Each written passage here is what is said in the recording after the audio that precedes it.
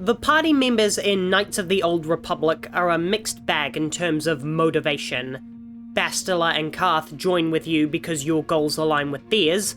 Zalbar vastly overcompensates by swearing loyalty to you for winning one measly battle, and he's quickly followed by Mission. The droids are subservient just because they have no mind of their own and will follow you no matter what. But Canderous Ordo is one of the most exciting characters to join you on your quest against the Sith. Once a proud warrior, he's reduced to a petty enforcer, and you can see how directionless the character feels. To me, KOTOR's party members feel like they were a Star Wars RPG checklist, like we've got to have our Chewbacca stand-in, and our R2-D2 stand-in, and our Yoda stand-in. So with Ordo filling the role of Boba Fett as a Mandalorian without purpose, I was a little hesitant about him being a carbon copy, but of course the BioWare of 2003 were top-of-the-line writers, so each character feels vastly different from their movie counterparts. While Fett, with what we knew of him at the time, was motivated by credits, Ordo is inspired by battle and the honor he gains from taking down strong opponents. This is much more faithful to his Mandalorian heritage. Even as a part of his disgraced race, he refuses to let the morals of his people die out, and applies them to his new scummy life.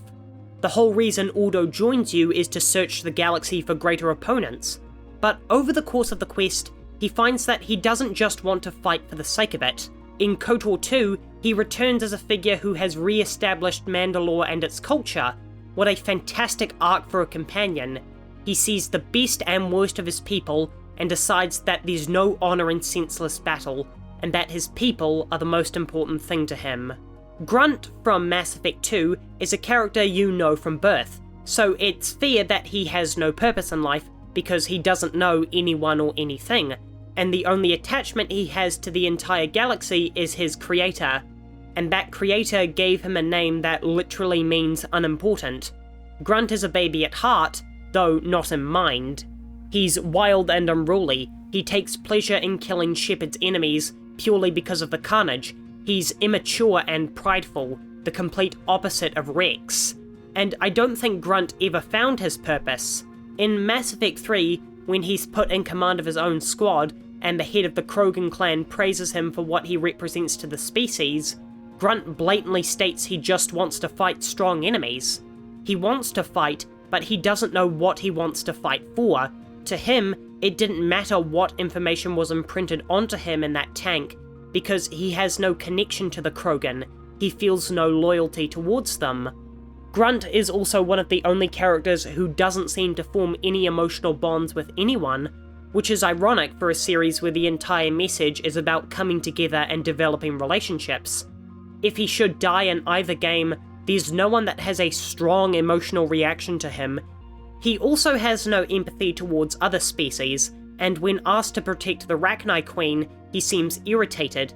Perhaps this means he values his soldiers' lives, but he won't risk them to help someone else. In the end, Grunt is a baby, emotionally immature, and someone who makes no effort to connect with his crewmates or his own people, simply looking for that next intense fight. I think this makes him unique amongst the Normandy crew, but I also believe this is why he's overshadowed by Rex.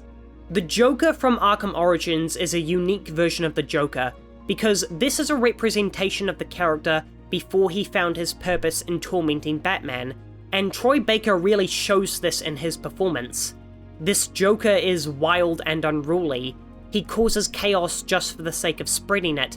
He's so boisterous and loud that the mystique and Shakespearean theatrics of Hamill's performance are completely thrown by the wayside, replaced with a showboating spectacle of an interpretation. And I've got to say that I don't really like this version of the Joker at all. He feels so childish and directionless, and I understand that this is a version of both Batman and the Joker that are highly immature, and neither of them truly understands their mission yet. But that's not the relationship that's so intrinsic to the Joker and Batman.